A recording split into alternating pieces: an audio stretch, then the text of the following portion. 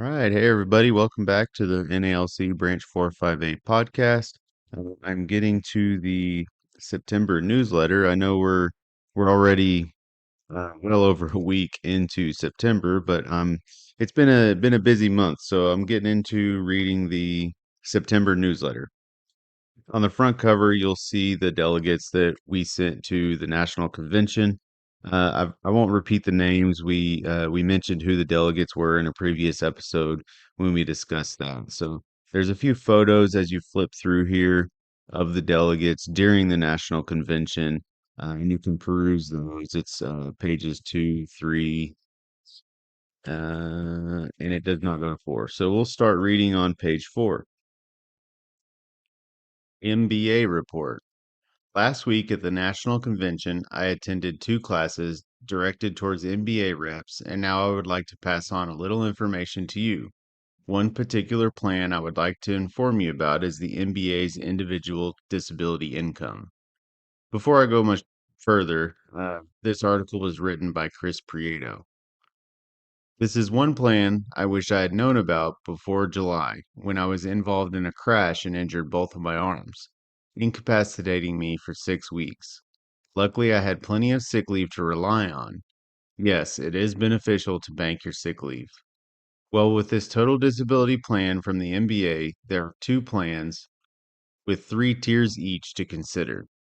They are paid biweekly. So, what is total disability?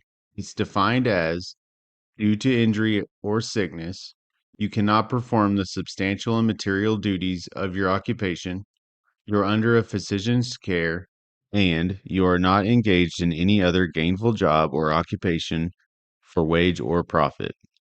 It also means the total and irrevocable loss of your speech, hearing in both ears, sight in both eyes, use of both arms, use of both legs, or the use of one arm and one leg. The two plans are either 6 months or 12 months of coverage. Each plan has 3 tiers: $650, $1,350, or $2,000 a month of coverage. Let's just say I had the 6 months coverage and the higher tier, which would net me $2,000 a month. I would be paying $24 a pay period since I'm middle aged.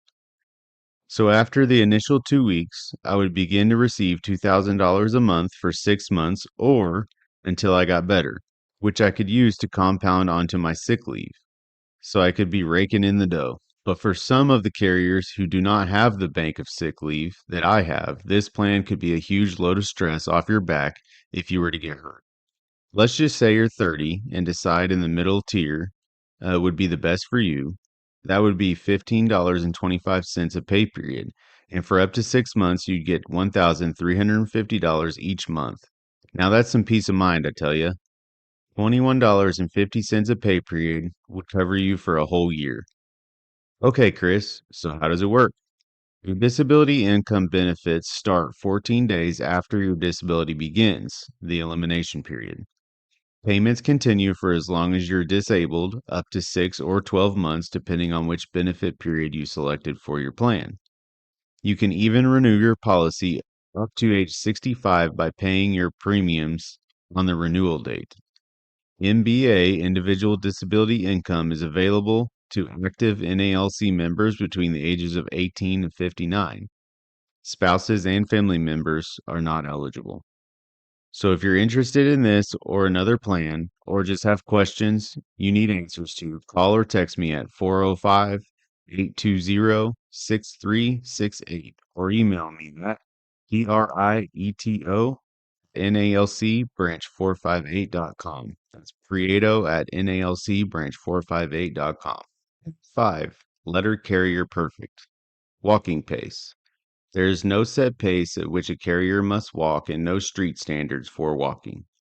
MRS M00304 and M00360. Lawn crossings. It is management's position that letter carriers are expected to take available shortcuts if the customers do not object and there are no particular hazards to the carrier.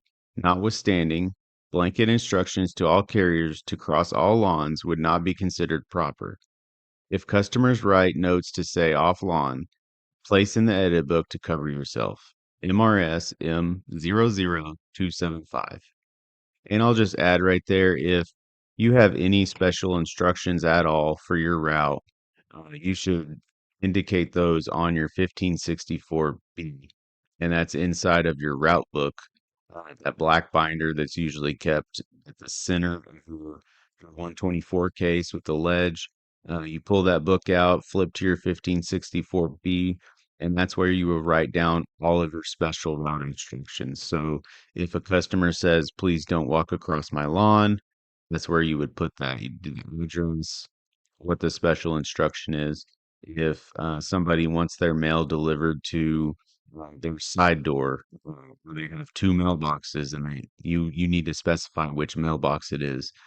All special instructions need to go in your 1564B.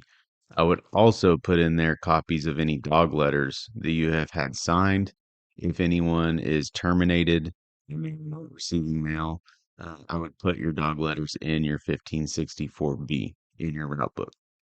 So getting back to page 5, chemically treated lawns. The position of the USPS is that where a lawn has been chemically treated and a sign has been posted to that effect, the letter carrier would not be required to cross that lawn during the period of potential hazard remained in effect. MRS 00160. Carrier satchel. Carriers must use a satchel when delivering mail on foot, other than authorized dismount deliveries. Carriers using the double satchel may wear it as a single or double pouch, with or without the shoulder straps and waist belts, accordingly to the needs of the carrier and the route. M39 125.41. Flat mail on arm. It is not a requirement for carriers on a foot route to carry flats on their arm. While delivering mail, carriers may opt to carry flats on their arm. MRS M00039. Flat mail in satchel. Flat mail is normally withdrawn from a satchel. Peel off the letters and circulars for the first house from DPS bundles, carry in hand, and the flat mail from bundles standing on end in the satchel. Cased spurs during office duties. MRS M00504. Section 321.5 of the M41 gives letter carriers the right and obligation to finger each and every piece of DPS. MRS M00504. Fourth bundle. Carriers on park and loop routes in DPS environments are not required to carry a fourth bundle of mail. M41 322.23. And just to add there, a fourth bundle, that is typically something that, if you don't know what a fourth bundle is, if you're carrying Argos or Red Plums or buyer's guides, whatever you call them, in your station, in your area, and then you also have another full coverage set. So you have a grocery store that's sending out a full coverage, or a window supplier, or political mail that's going to every door. Management cannot require park and loop routes to carry that many bundles. We just don't have that many hands. So on park and loop routes, you are not required to carry fourth bundles. Pre-sequenced address mailings. If pre-sequenced address mailings are labeled with ECRWSH or ECRLOT, they do not meet the criteria for a third bundle and must be cased. M01861. Certified mail. Certified mail mixed in with the DPS mail and identified while performing street duties is to be handled in the same manner as certified mail that is issued in the office by the accountable clerk. Customers must sign for this mail piece. Use a PS 3849 for a legible signature. M41 335.16. Collecting mail. Accepting letters handed to you by customers for mailing, provided postage is affixed. Go to the porch or door to receive this mail from the customer. M41 132.11. Motorized carriers. Collect from curbside boxes if the signal flag is raised, even if there's no mail for delivery to that box. M41 132 15. Businesses. Collect mail from all businesses. Standard training for city carriers, day 3, slide 73. Crosswalks. Use crosswalks when crossing busy streets and follow traffic signals or the direction of traffic control personnel. M41 133.3. And just to add to that one, that is a safety concern.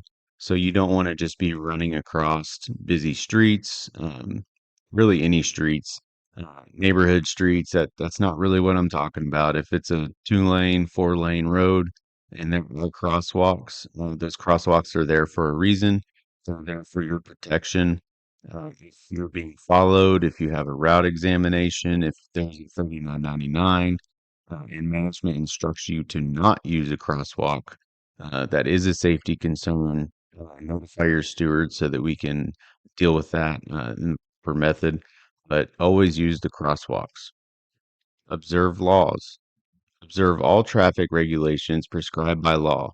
Rules applying to the public also apply to operators of postal vehicles. Refrain from parking in fire lanes. Use parking spaces if available. M41 812.2. And just to add to that one, if there is a pull-through parking spot where you can park and you're facing forward in your parking spot, always do that. If you're going to a gas station, always park at a pump because you never have to worry about backing into a space. You never have to worry about pulling back out of a space. You should never pull forward into a space ever. That's against our training. You should always back into a space, but try to avoid that at all costs. So pull into a gas pump, pull through parking spaces. It'll make your life a lot easier. Hampers. Safety. Canvas or plastic. For maximum visibility when transporting a load, do not stack mail higher than the top of the hamper. Handbook PO 502 4-3.1.5. Hampers safety, canvas or plastic. When moving them manually, never pull them, rather push from either end to avoid potential injuries. Handbook PO 502 4-3.1.4. Sorting mail on the street. Do not finger mail when driving or when walking up or down steps or curbs. When crossing streets or at any time, it would create a safety hazard to carriers or to the public. M41 133.2. Sorting while driving. Do not finger mail when driving or hold mail in your hand while the vehicle is in motion. You must use mirrors to check for pedestrians ahead, in back, and on both sides before placing the vehicle in motion. M41 812.4. And you guys can tear this out of the newsletter and keep it for a quick reference guide in cases. Page 6. M39 Section 271G. What is a 271G and what can it do for me? Have you ever wanted an 8-hour route? If you're constantly turning in a 3996 or asking for help on your route, you may qualify for a special route inspection.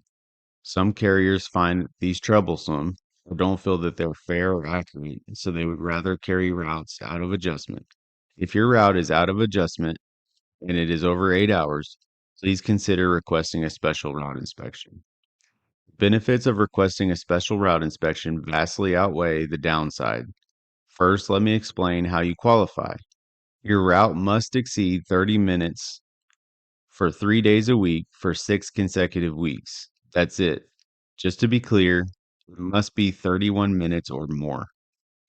In the printed version of this, you'll see that I wrote this article. I wrote that your route must exceed 30 minutes or more for 3 days a week. That is a mistake. It is not 30 minutes or more. It's more than 30 minutes. So that's why I clarify. Just to be clear, it is 31 minutes or more. So 31 minutes or more for 3 days a week for 6 consecutive weeks. That's it. If you're going over on your route or getting assistance, you should submit a 3996 anytime either of those scenarios happen. If you're not submitting a 3996, immediately start doing so and request copies once they have been adjudicated. Retaining these copies of your 3996 will help you keep track of how many days each week you have either received help or were approved to carry the overtime on your own route. Once you reach 6 weeks, any 6 weeks, it's time to submit your request.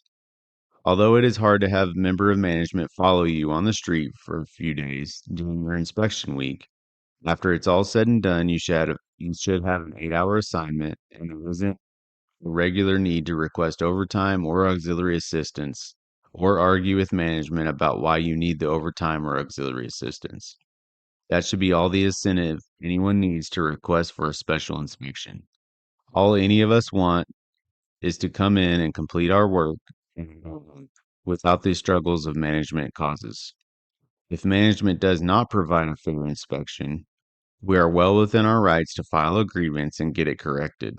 Without requesting the inspection at all, there's no chance you will have a fairly adjusted 8-hour route, and there cannot be a grievance initiated on your behalf. There is a request form for a special route inspection printed in this newsletter for you to use. Simply fill in the blanks and have management sign that they have received it. Make a copy for your records and a copy for your steward. The copy for your steward is so that they can monitor if time limits are being kept during the process. I hope to see you all next branch meeting on the second Thursday of each month. Page 7 is a copy of that request form that I just talked about. You just fill in the dates.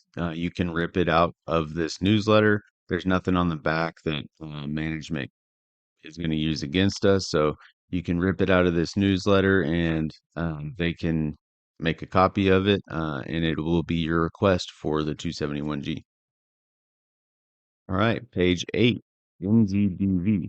That stands for the Next Generation Delivery Vehicle. Powertrains, ICE, Ford EcoBoost 2.0L, Turbo Boost 4-cylinder engine, BEV, Bosch e-axle electric motor and transmission, 94 kilowatt hour battery. And the features of the NGDV, it's got a porch light. That's the light that is directly above the door that the driver is sitting at where you deliver out of. It helps you to see when you're delivering in the dark and you're servicing curbside boxes. Keyless entry with a fob, push button start, transmission lock when seatbelt is not engaged, automatic front and rear parking. When vehicle is off, shifted into park, or when driver leaves the seat.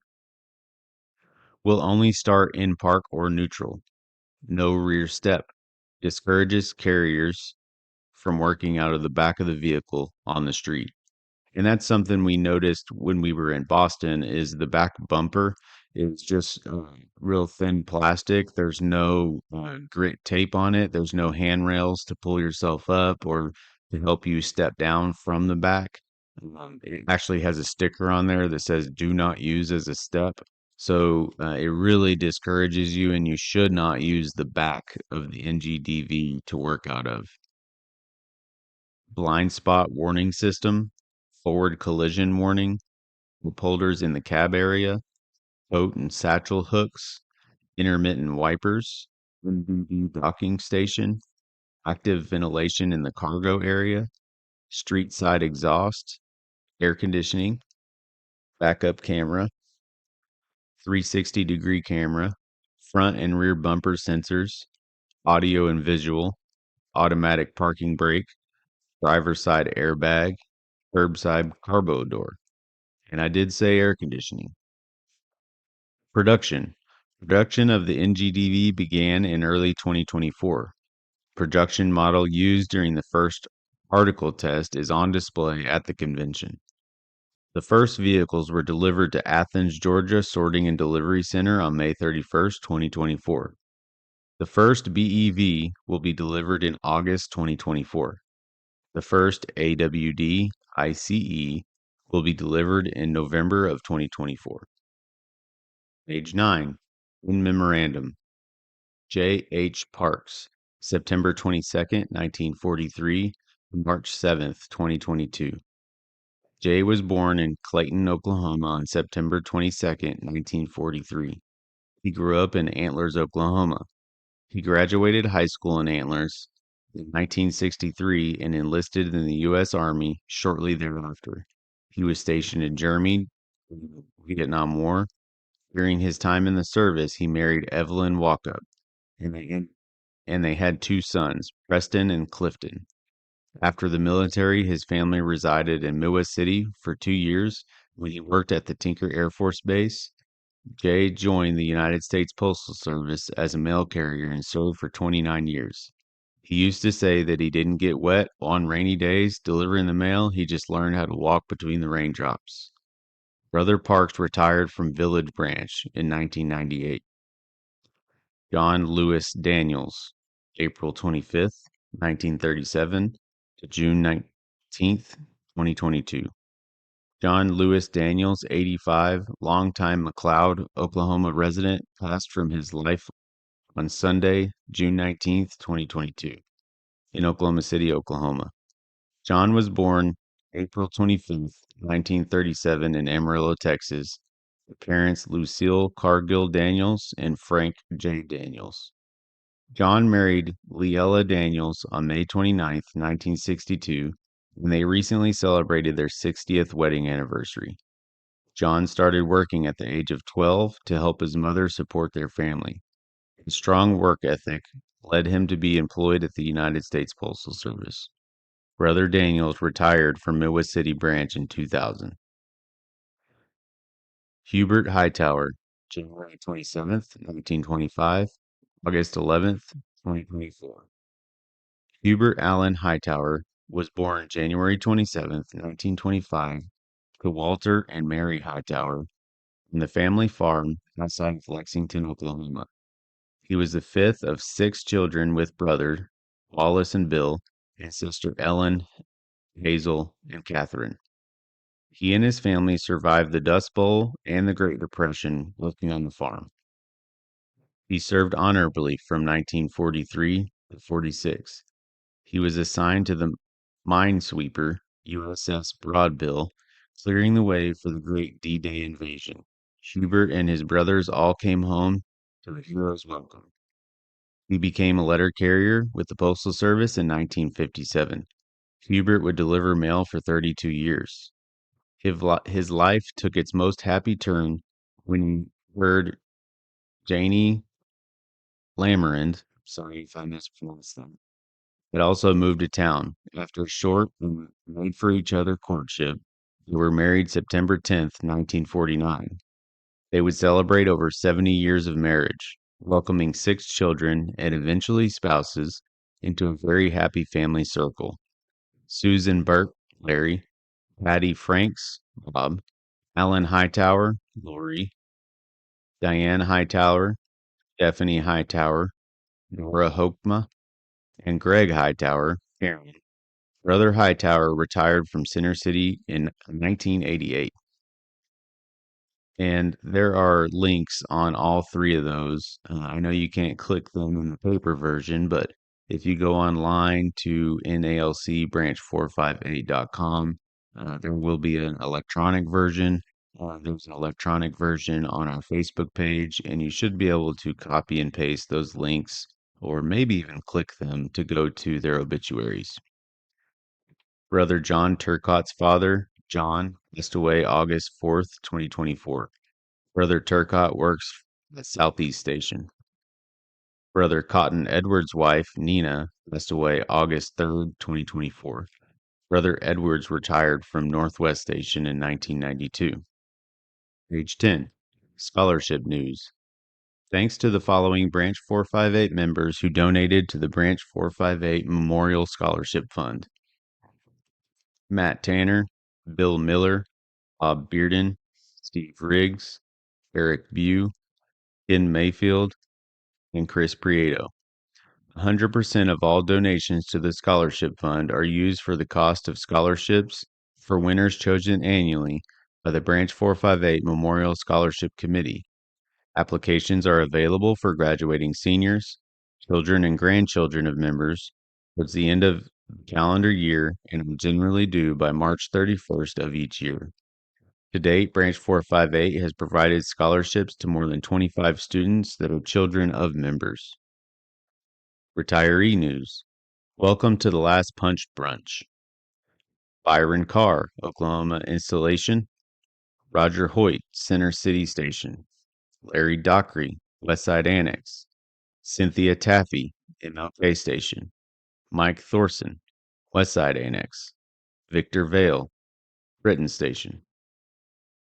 Membership report. Kevin Brooks, Edmond, Maine.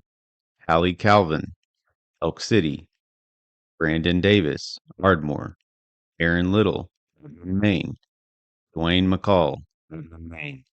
Chad Satterwhite, Centennial. Garrett Teeter, Oklahoma City, Southwest. Casey Wagner, Spencer. James White, Marietta. Mary Young Humphrey. Welcome back, War Acres Branch. Welcome to Branch 458. On the back cover of the newsletter, you'll see the officers that were present for the last branch meeting. Everybody was present with the exception of the financial secretary, myself, and the member benefits director. And then on the right side, you'll see the table of contents so you can easily find an article you'd like to read within this newsletter, and then it talks about upcoming events. Um, as always, our stewards trainings are the first Thursday of every month. They begin at 6:30 p.m. Our next one is Thursday, October 3rd. And then branch meetings, they begin at 7:30. They're always the second Thursday of every month. Our next one is this Thursday, September 12th, and then the next one is October 10th, and those are Thursday at 7:30. One other event that is coming up, and I hope to see everybody there, is the route adjustment training that we are doing on Wednesday, September 11th, and that begins at 6 o'clock. So I hope to see you guys there. It'll be a lot to learn. You guys can ask questions. The next station in Oklahoma City that is going to be doing the route adjustments is Britain Station, but it is open to all members to come. I hope to see everybody there. I hope it's a full house and we got to find seats for everybody. Um, you can ask questions, get prepared because it might be coming to your station next. All right, and until next time, I hope everybody stays safe and I'll see you around.